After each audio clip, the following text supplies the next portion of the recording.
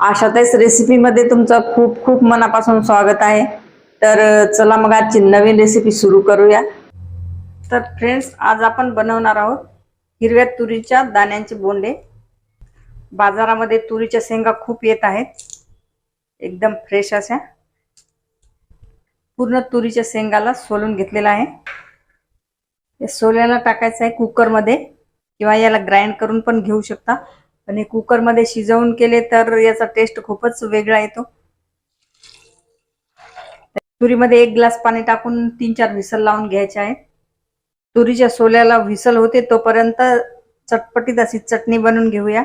इथे मी घेतली आहे हिरवी कोथिंबीर, 2 हिरव्या मिरच्या, 4-5 लसणाच्या पाकळ्या, चवीप्रमाणे मीठ, अर्धा लिंबूचा रस टाकायचा आहे.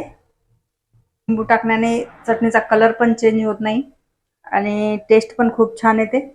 चटणीमध्ये थोडंसं पाणी टाकून ग्राइंड करून घ्यायचं आहे. तर चटपटीत अशी हिरवी चटणी तयार आहे. चटणीला घेऊ एका बाउलमध्ये. कुकर खुलतंय तोपर्यंत बोंडाच्या वरचे जे कोटिंग आहे ते बनवून घेऊ. इथे घेतलेला आहे 1 वाटी बेसन. बेसनामध्ये टाकायचा आहे ओवा. ओवाला हातावर असं क्रश करून टाकायचं आहे.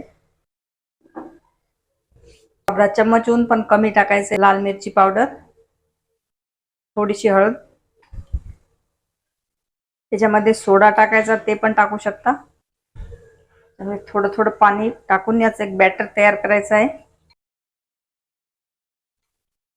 तर बघा, हे बॅटर तयार आहे. याच कन्सिस्टन्सी वाला बॅटर पाहिजे, एकदम जास्त घट्ट नाही आणि जास्त पातळ नाही. तर बेसनाला ठेवूया बाजूला. कुकरला 3-4 व्हिसल लावून कुकर खोलून घेतलेला आहे. तुरीला घ्यायचं आहे एका प्लेटमध्ये. तुरीला असं थोडं चम्मचनी मॅश करून घ्यायचं आहे. गॅसवर कढाई ठेवलेली आहे. कढाईमध्ये 1 चम्मच तेल टाकायचं आहे. तेल गरम झाल्याच्या नंतर टाकायचं आहे अर्धा चम्मच जिरा.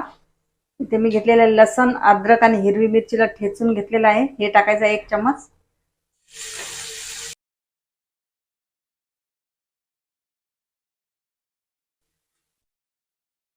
लसण मिरचीचा कच्चेपणा गेल्याच्या नंतर टाकायचा आहे 1 पिंच हिंग. कोणते पण तळणीचे पदार्थ असले तर त्याच्यामध्ये 1 चिमूटभर हिंग टाकायचंच आहे, तर त्याने आपल्याला ऍसिडिटी वगैरे होत नाही. थोडासा गरम मसाला, हळद, अर्धा चम्मच धनिया जिरा पावडर,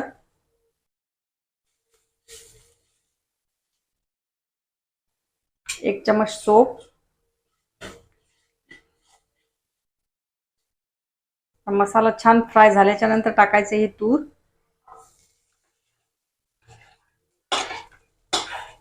हे घेतलेले आहेत 2 बॉईल केलेले आलू. आता याला छान मिक्स करून घ्यायचं आहे. वरून टाकायचे चवीप्रमाणे मीठ, 1 चम्मच साखर, अर्धा लिंबूचा रस, हिरवी कोथिंबीर,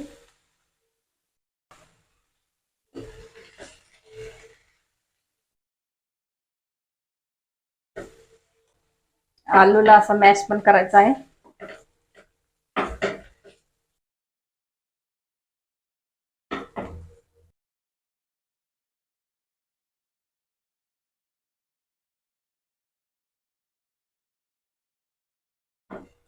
तर हा मसाला तयार झालेला आहे.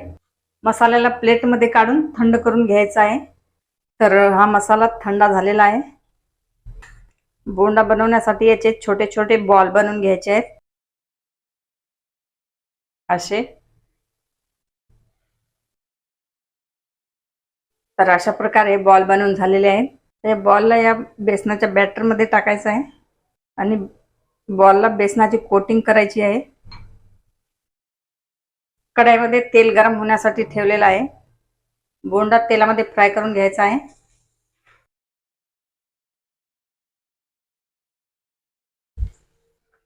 बोंड्याला उलट पलट करून छान फ्राय करून घ्यायचं आहे.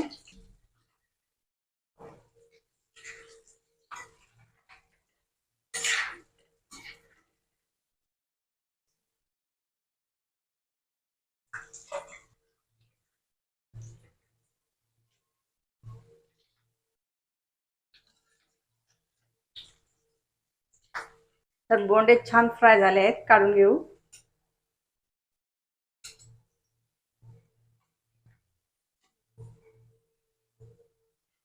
बोंडा सर्व करण्यासाठी तयार आहे. तर चला घेऊया सर्विंग डिश मध्ये. फ्रेंड्स बघा, बोंडे खूप छान झालेले आहेत. चला एक तुम्हाला तोडून पण दाखवते. बघा, खूप छान असे बोंडे झालेले आहेत आणि सोबत खायची आहे हिरवी चटणी. तर हे हिरव्या तुरीच्या दाण्याचे बोंडे कसे वाटले कमेंट मध्ये जरूर सांगा. रेसिपी आवडली असेल तर लाईक, शेअर, सबस्क्राईब जरूर करा. तर मग चला भेटूया अशाच एका नवीन रेसिपी सोबत. तोपर्यंत बाय बाय.